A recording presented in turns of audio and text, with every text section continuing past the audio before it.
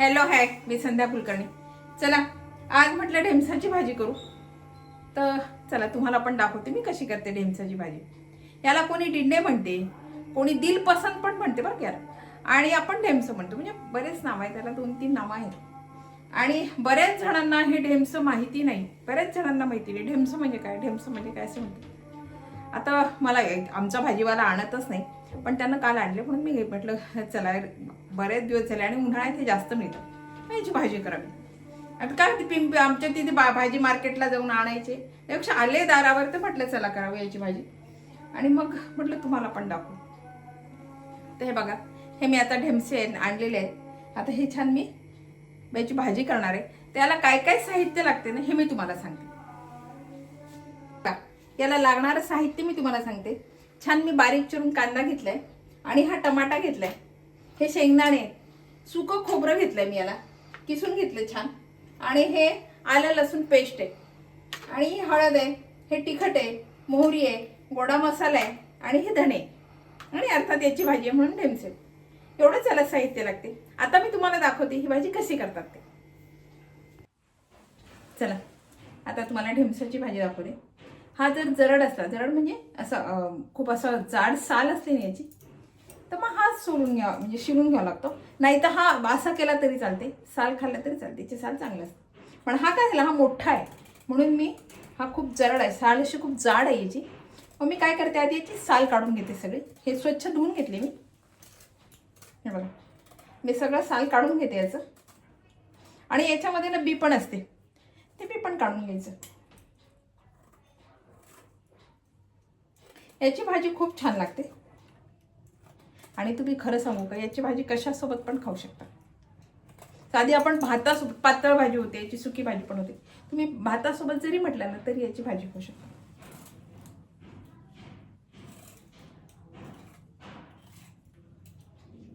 पण बऱ्याच ठिकाणी नाही मिळतो, म्हणजे आमच्या इथे तरी नाही. बऱ्याच जणांना मला विचारलं ढेमसं म्हणजे काय, ढेमसं म्हणजे काय, म्हणजे बऱ्याच ठिकाणी नाही मिळत हे. मी आता हे मागचं पुढचं देठ ह्याचं ना काढून घेते, आणि आता हे छान बारीक चिरते.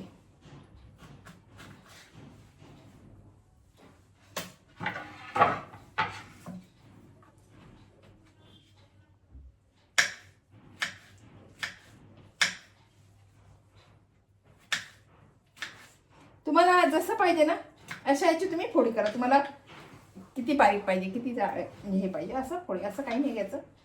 हे भरलेले पण खूप छान होतात बरं का, भरून पण खूप छान होतात. हे आपण वांग्याची, भरलेल्या वांग्याची कशी भाजी करतो तसेच हे लागतात, छान लागतात भरलेले पण.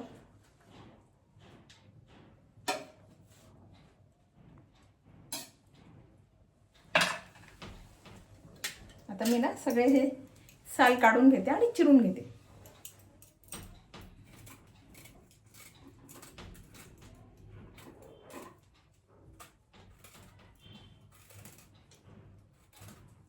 उन्हाळ्याचे जरा जास्त असतात, हे जास्त मिळतात म्हणजे उन्हाळ्याचे.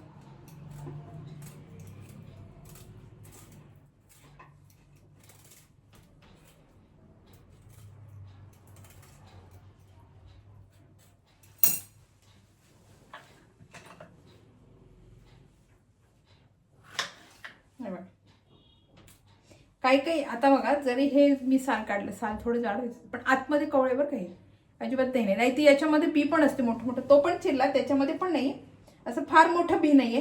नाही तर मोठे मोठे याच्यामध्ये बी असतात, मग ते बी काढून टाकायचे.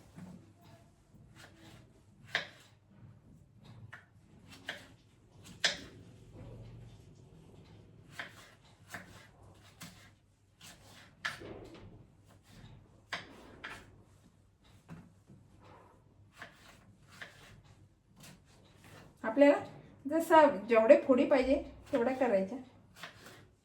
कोणी खूप बारीक चिरते, कोणी खूप जाड चिरते, असं काही नसते. मी आता सगळ्या ढेमसांच्या ना फोडी करून घेते, चिरून घेते म्हणजे. चला आता आधी ना आपण मसाला करून घेऊ. हे मी खोबरं जे आहे ना, किसलेलं सुकं खोबरं आहे, हे मी टाकते आधी. आणि हे खोबरं ना छान भाजून घेते.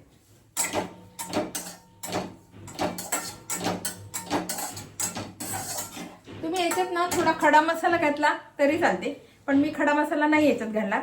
नाही तर बरेच जण लवंग घालतात, दालचिनी घालतात आणि छोटी विलायची पण घालतात बरेच जण, पण मी याच्यात नाही घालणार खडा मसाला काही. खसखस पण याच्यात घालतात.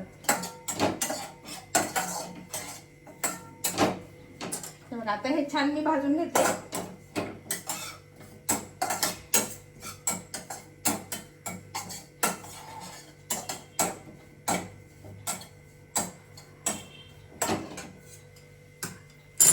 आणि आता याच्यामध्ये मी धणे घालते. माझे शेंगदाणे हे जे आहे हे भाजलेलेच आहे शेंगदाणे.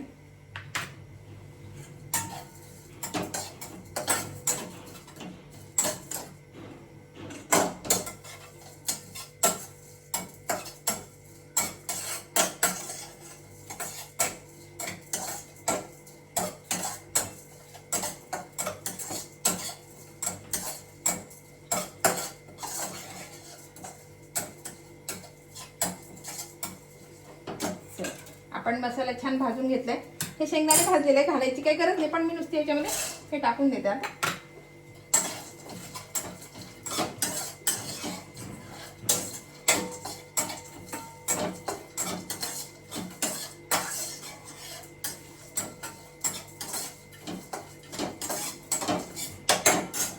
आता खोबरं, धणे आणि शेंगदाणे एवढं आपण छान भाजून घेतले. आता मी याची ग्रेव्ही तयार करते. ग्रेव्ही म्हणजे कोरडी, याच्यामध्ये मी पाणी घालणार नाहीये, दाखवते मी तुम्हाला. बघा आता हा आपला कोरडा भाजलाय, मी हा छान कोरडा केला. याच्यात बारीक करताना पाणी नाही घातलेलं. हे बघा आता हा छान आपला कोरडा मसाला तयार आहे. आता पुढची स्टेप सांगते मी तुम्हाला काय करायचं ते. हे बघा मी ना आता याच्या छान फोडी करून घेतल्या. मिडियम केला, फार जाड नाही, फार मोठ्या नाही आणि फार छोट्या पण नाही, पण जरा पातळ केलं याच्या पुढे मी. आणि आता मी ह्यानं गॅस लावते. गॅसवर कढई ठेवली आणि आता कढईमध्ये थोडं तेल टाकते आणि हे थोडेसे परतून घेते. काय होते, आपण जेव्हा ग्रेव्ही करतो आणि मग ही भाजी शिजवायला घालतो ना, तर त्या पाण्यामध्ये हे पटकन शिजतात. हे तसं काही नाही, शिजतात पण एवढे पटकन शिजत नाही. म्हणून मग आधी थोडंसं जरा वाफवून घेतले ना की भाजीला पण छान चव येते. कारण तेलामध्ये थोडेसे होऊ द्यायचे हे, तर मी वाफवून घेते. बरेच जण असं नाही करत, बरेच जण डायरेक्ट फोडणीला देतात, तरी भाजी शिजते. शिजायचा प्रॉब्लेम नाही याचा, पण कसं आहे थोडीशी चव वेगळी लागते. म्हणून मी आता हे छान अशा तेलामध्ये परतून घेते. माझी कढई तापायची आहे.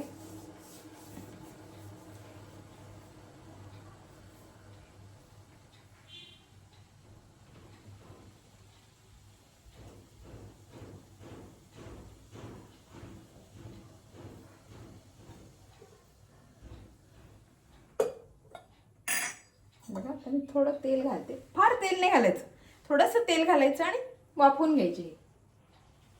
तेलामध्ये थोडे परतून घ्यायचे.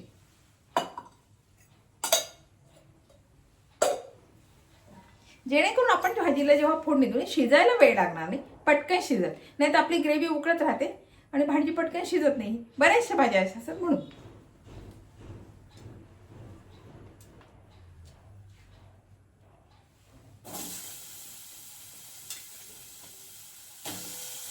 आता हे छान परतून घेते मी.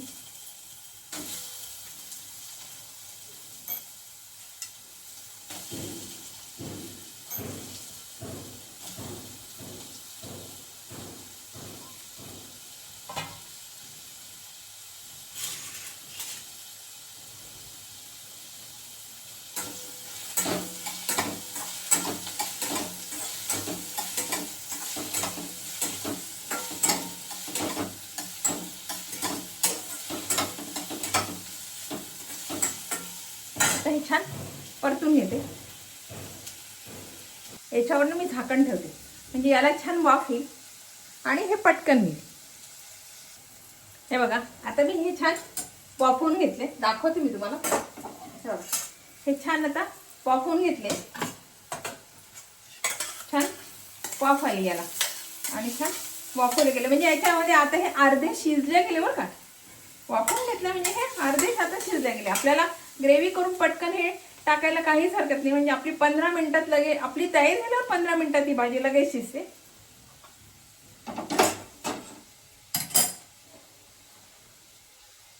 मी आता कढईमध्ये ना तेल टाकलंय, त्याच्यामध्ये आता ही मोहरी टाकते.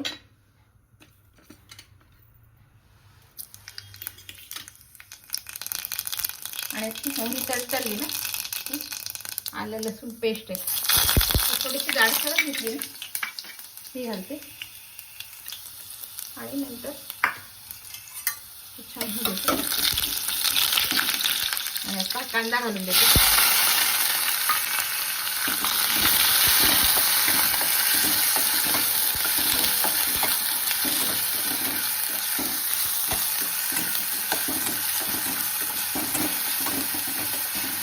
आता कांद्यानं हा छान परतून घेते.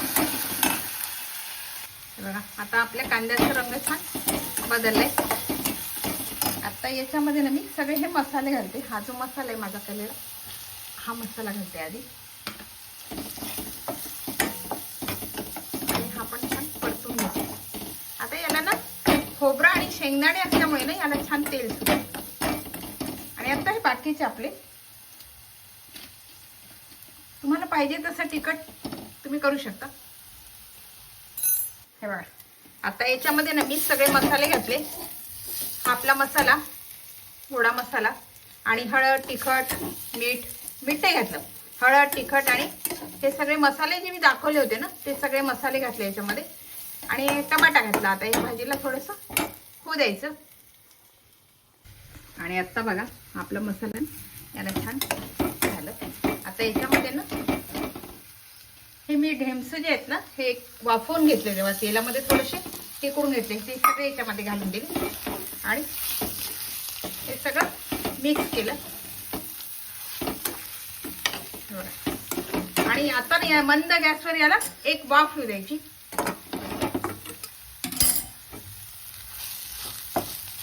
आता याच्यात मी थोडेसे जरा गॅस कमी करणार आहे. याला थोडी वाफ येऊ देणार आहे.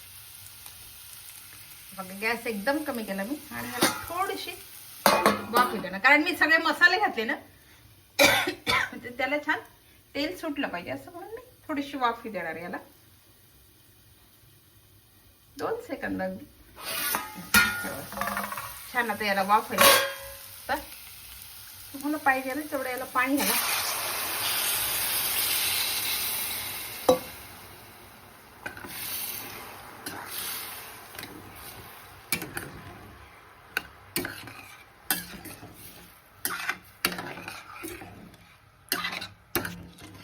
का छान वास सुटलाय ना सगळ्या घरभर या मसाल्याचा.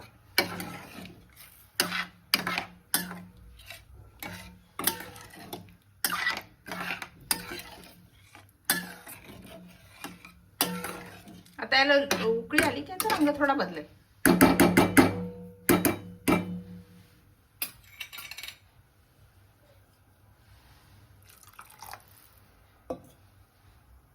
किती छान तेल सुटलं याला. आपली भाजी आता पूर्ण तयार आहे. बघा कशी झाली आपली ढेमसाची भाजी. खरं सांगू का, भाजी साधा मसाला वाटून किंवा साधं दाण्याचं कूट चिरली असती, थोडा कांदा टमाटा घातला असं, दाण्याचं कूट घातलं असं तरी चाललं असं, तरी ही भाजी करतात बरं का. साधं दाण्याचं कूट घालूनही करतात, पण त्याची चव आणि हा प्रॉपर मसाला मी खोबरं धणे वगैरे करून घातलेले याची चव थोडीशी वेगळी लागते. बाकी काही नाही. करायला कंटाळायला चिरला आपलं, थोडं दाण्याचं कूट घातलं, आपलं टमाटा घातला, कांदा घातला, भाजी केली, गोडा मसाला घातला, होऊन जाते. तरी पण करतात बरं का, अशी पण भाजी करतात. पण ही भाजी ना छान लागते आणि ही भाजी छान चवीची लागते, कारण याच्यात सगळा प्रॉपर मी मसाला घातले ना म्हणून. भाजींचे करायचे पण वेगवेगळे, एकच भाजी पण वेगळे प्रकार असतात. तसा हा वेगळा प्रकार तुम्हाला दाखवला. वेगळा म्हणजे फक्त मी खोबरं आणि शेंगदाणे आणि धणे घातले. हे जर बारीक करून घेतले ना तर वास पण खूप छान येतो त्याचा आणि चव छान लागते त्या भाजीला. बरेच जण याच्यात खसखस पण घालतात आणि भरलेल्या याच्यात पण खसखस छान लागते. हे भरलेले पण छोटे छोटे जर मिळालेले तर भरलेले पण करतात. तर बघा ही ढेमसाची भाजी तुम्हाला कशी वाटली, आवडली का? आवडली असेल ना माझ्या चॅनलला लाईक करा, शेअर करा आणि मला सबस्क्राईब करा, म्हणजे माझे नवीन नवीन व्हिडिओ ना तुम्हाला बघायला मिळतील. बाय.